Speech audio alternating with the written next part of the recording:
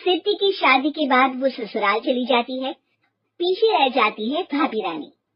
सिद्धि के ससुराल जाते ही भाभी कहती है, अरे वाह जी वाह, सारे कपड़े मेरे। हाय रे पैंट, अरे वाह वाह, मजा आ जाएगा। अरे ये सिद्धि की अलमारी के सामने खड़े होकर क्या बड़बड़ा रही है? जा जाकर देख मेहमानों को विदाई की मिठाई मिली कि नहीं। अब हाँ माँ जी, क्यों नहीं, लेकिन पहले कपड़े तो बदल लूं। अब रानी आ जाती है सिद्धि के उन कपड़ों में जो वो ससुराल जाने से पहले घर छोड़ जाती है। अरे रानी, कुछ दिन रुक जाती। अरे ये तो सिद्धि बिटिया को मैंने ही दिया था, बड़ा ही फबता था उस पर, तो इस पर तो कुछ खास नहीं लग रहा। अब वो ना मेरे सारे कपड़े गीले थे तो सोचा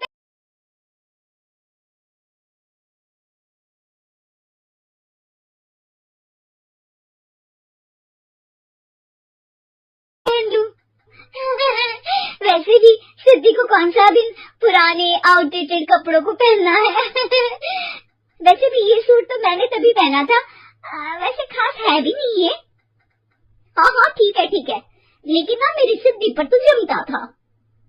सारे मेहमान चले जाते हैं और सिद्धि ससुराल से मायके पहली बार आती है। अपना घर, अपना कमरा, अपनी अलमारी। ये बोलकर जैसे ही सिद्धि अलमारी खोलती है तो सामने उसके कपड़ों की जगह कुछ और ही रखा होता है। माँ, ओ माँ, जरा कमरे में तो आना। सास और रानी वहाँ पहुँच जाते हैं। रानी ने पहनी होती है सिद्धि की जींस और टी शर्ट।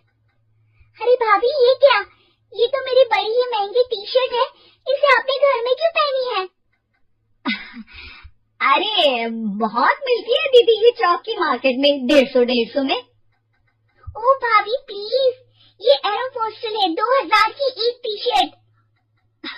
ओह 2000 में तो दीदी 4 साड़ी आ जाए। अब क्या बोलूं भाभी, ये मेरी अलमारी में छोटू के कपड़े, तो मेरे कपड़े कहाँ है? मेरी अलमारी में? अब दीदी आपको कौन से पुराने कपड़े पहनने थे? माना भाभी, लेकिन मैं जब घर आती तो यही सब पहनती ना। अरे तुम तो बड़ी कंजूस हो दीदी। खैर वक्त आता है जब सिद्धि ससुराल के लिए रवाना हो रही होती है। अरे रानी, अंदर से सिद्धि का गिफ्ट ले आ, लड़की पहली बार ससुराल से मायके आई है। रानी अंदर जाती है,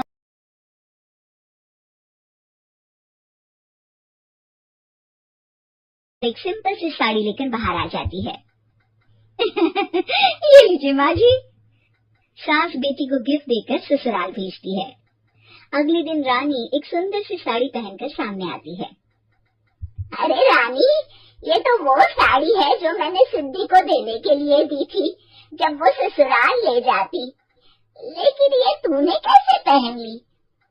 अरे माँ जी, ये साड़ी तो मुझे बहुत पहले से ही पसंद थी, लेकिन चिंता ना करिए, मैंने सिद्धि के लिए भी अच्छी सी साड़ी दी है। हाँ।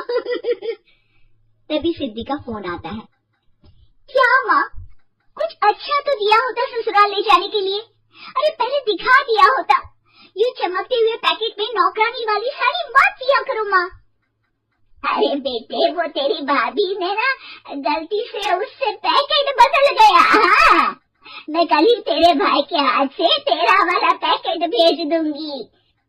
अरे रहने दो माँ, आई एम श्योर भाभी ने अभी वही साड़ी पहनी होगी जो तुमने मेरे लिए रखी थी। तुम तो समझ नहीं पाई उनको। खैर छोड़ो, मैं ज्यादा बोलती अच्छी नहीं लगती, रहने दो, आपको उन्हीं के साथ रहना है, फिर बात करेंगे। सास को रानी पर गुस्सा आ जाता है, वो उसके कमरे में जाती है जहाँ वो शादी का एल्बम देख रही होती है।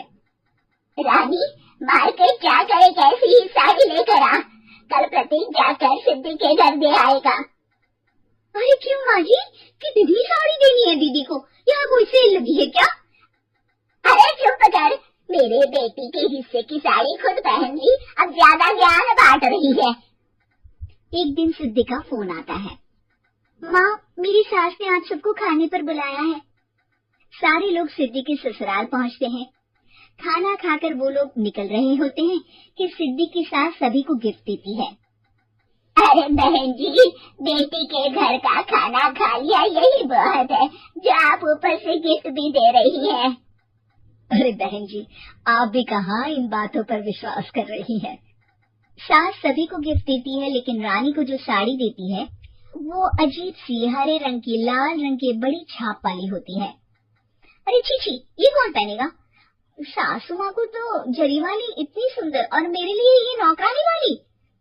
अरे भाभी, दरअसल मैं जब भी घर आती थी आप वापसी में ऐसी ही साड़ी देती थी ना, तो माँ ने सोचा कि आपको आपकी पसंद की ही साड़ी क्यों ना दी जाए।